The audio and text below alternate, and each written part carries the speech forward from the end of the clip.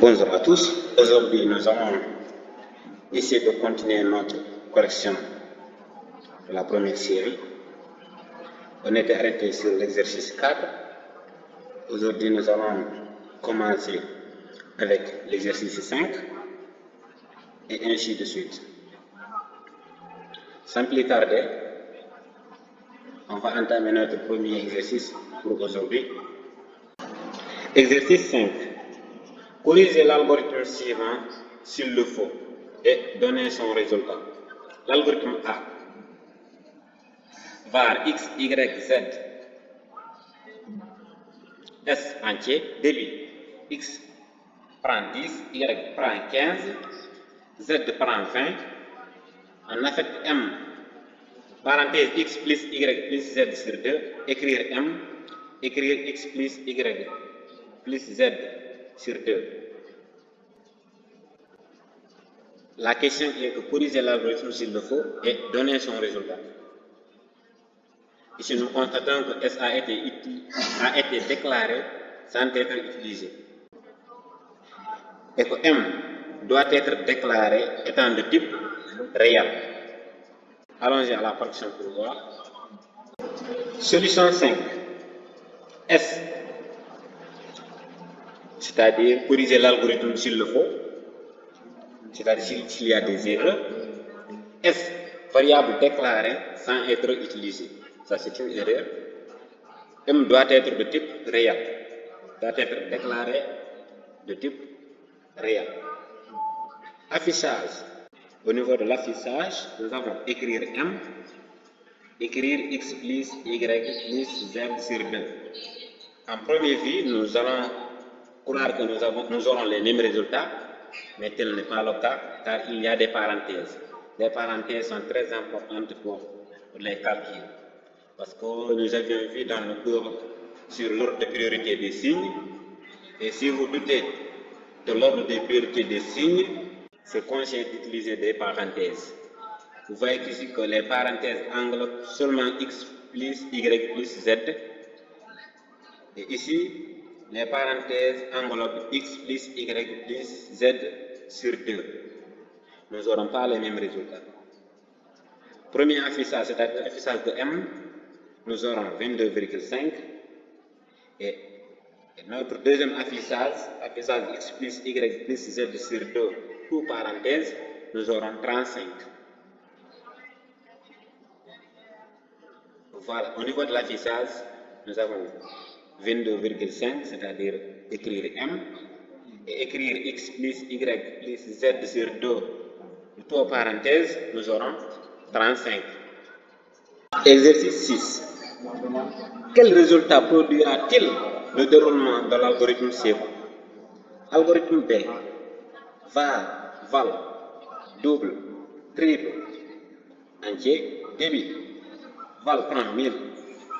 Double prend val fois 2. Triple prend val fois 3. Écrire val, écrire double, écrire triple. Fin. Écrire val à la fin de l'exécution, l'algorithme va nous donner val égale 1000.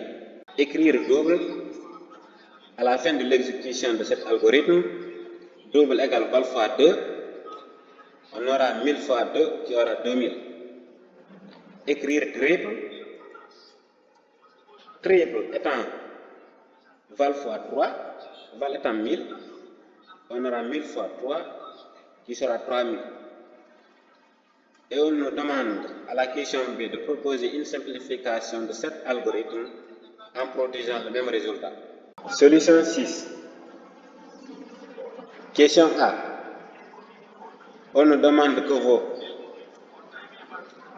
ces entiers à la fin de l'exécution. Comme j'ai dit précédemment, val égale à 1000 et le double c'est 1000 fois 2. C'est ce qu'on avait déclaré à double qui sera 2000.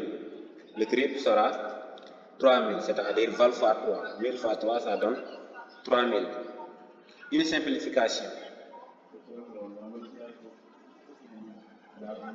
Au niveau de la déclaration des variables, on déclare seulement val étant entier, débit on fait l'affectation de val, qu'on va lui attribuer la valeur 1000, écrire val, virgule, val fois 2, virgule, val fois 3, point virgule, fin. À la fin de l'exécution de cet algorithme, nous aurons les mêmes résultats. Pour val 1000, double 2000, triple 3000. Exercice 7. Supposons que l'on veut afficher à l'écran de l'utilisateur le message « Bonjour à tous ». Question A. Essayez d'écrire l'algorithme correspondant. B. Quelle est la sortie output de cet algorithme et l'entrée input? C. Quelles sont les instructions à utiliser pour manipuler les entrées et les sorties d'un algorithme? D. Reformulez votre algorithme pour qu'il ait une entrée et une sortie. Sans plus tarder, nous allons partir à la correction. Nous allons essayer d'écrire l'algorithme correspondant. Solution 7. Question A. Essayons d'écrire l'algorithme correspondant. Algorithme, bonjour. Début. Écrire bonjour à tous. Fin. Question B. Quelle est la sortie output de cet algorithme et l'entrée input? B. Ici, normalement le B devrait être ici, c'est-à-dire sur la ligne où on a écrit cet algorithme n'a qu'une sortie, le message bonjour à tous. Et à la place de B, nous aurons la question C, et à la place de C, nous aurons D. Maintenant, la question C. Quelles sont les instructions à utiliser pour manipuler les entrées et les sorties d'un algorithme? Quelles sont les instructions à utiliser pour manipuler les entrées et les sorties d'un algorithme? C'est-à-dire, ici au lieu de B c'est C, ici au lieu de C c'est D. Pour manipuler les entrées et les sorties d'un algorithme, on utilise respectivement les deux instructions, lire et écrire. Question D. Reformulez votre algorithme pour qu'il ait une entrée et une sortie. Car notre algorithme n'a qu'une seule sortie, n'a pas d'entrée. Maintenant, nous allons reformuler notre algorithme pour qu'il y ait une entrée et une sortie. Algorithme.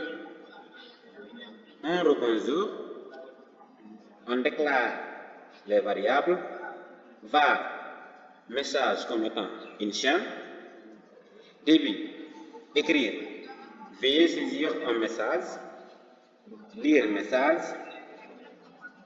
écrire message, fin. Vous constatez bien que notre algorithme a une entrée et une sortie maintenant. Merci pour votre attention.